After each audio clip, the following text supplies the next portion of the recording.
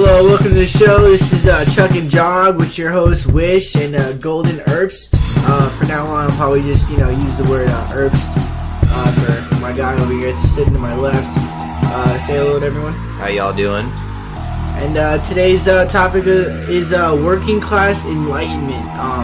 This is basically going to be a talk show about Chuck and Jog going back and forth with the ideas and trying to jog intentions surrounding the matter. So without further ado, welcome to the show, everybody.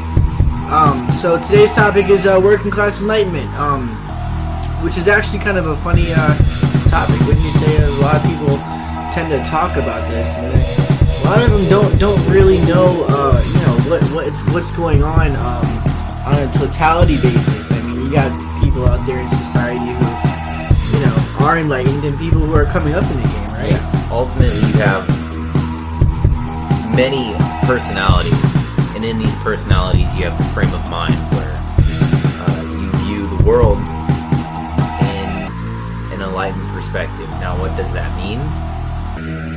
It means you have an enlightenment, but you have a contrast there. There's like a progression of enlightenment. People who are coming up in the game, trying to get the studies down and the concepts, studied up on. Like a hyper awareness of the finer points in life. A hyper awareness would be like a unity, right? Like a unified theory of like oneness, wouldn't it? Yeah, that's one concept that I think goes over. Yeah, I mean, and it's people think these are simple concepts. They're really not. I mean, that's how you tell the difference between somebody who is enlightened and somebody who is more along the lines of a linear or a constructive thinker, or somebody who is good with their hands versus their intentions. I mean, you have in a world where intellectual property is king, right? Yeah. What would you use to separate people who are enlightened and people who are coming up? I mean, is it even fair to make a difference there? I don't know. A lot of things can play out. A person who can be enlightened by their own means, or simply by their role models in their life.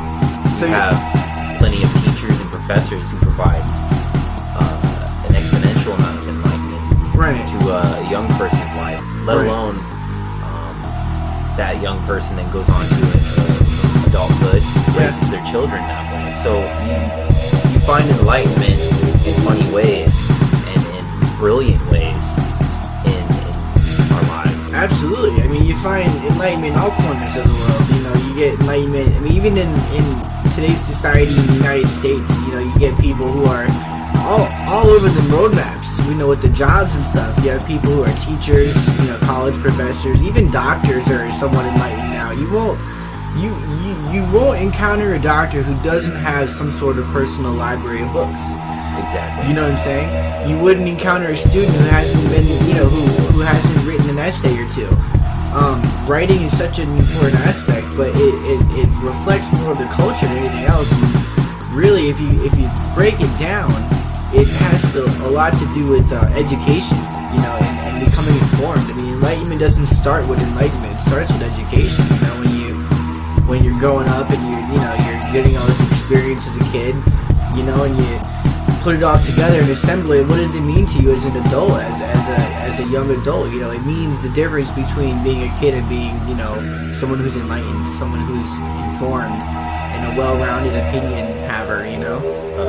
One commonality between enlightened individuals is it's not the only way of going about life. Being enlightened, it's not so much as the only way to go and deal with the problems that you deal with day to day. Right.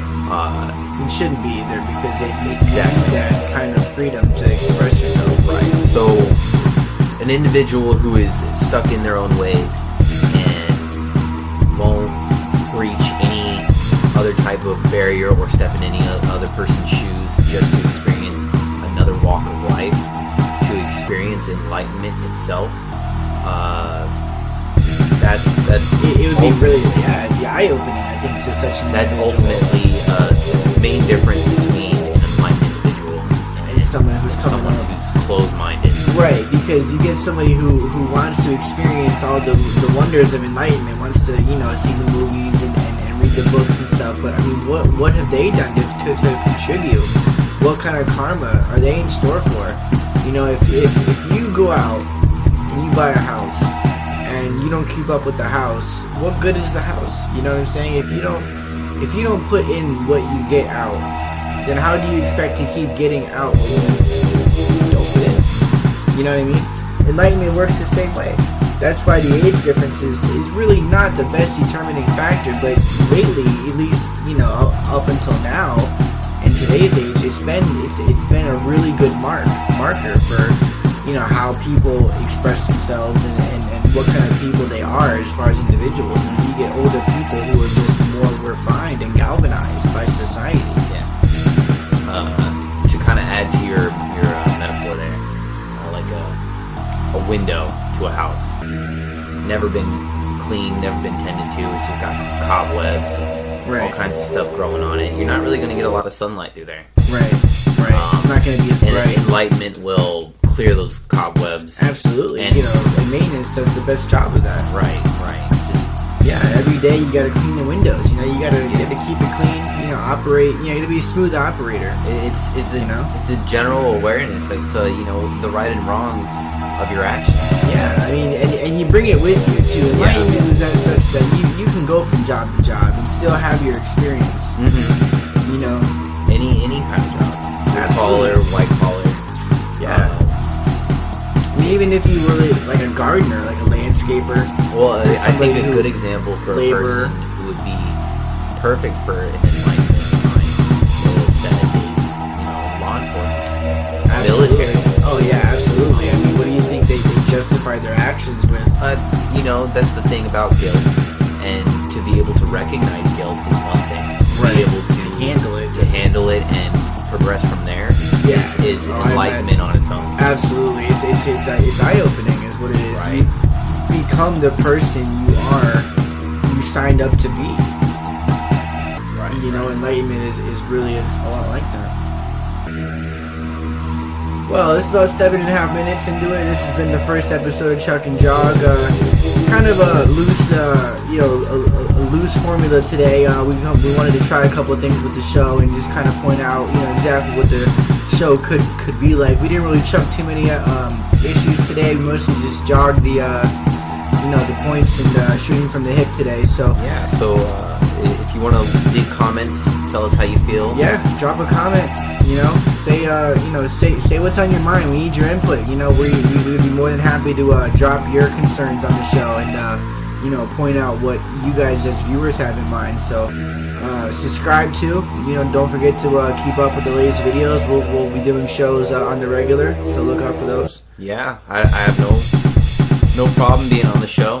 It sounds like a lot of fun. Yeah. This is that was Goldenhurst, by the way, good friend of mine. He's gonna be on the show regularly, so you know, keep an eye out for that. And I'm Wish, so thanks for joining us, and we hope you guys have a good day. Peace.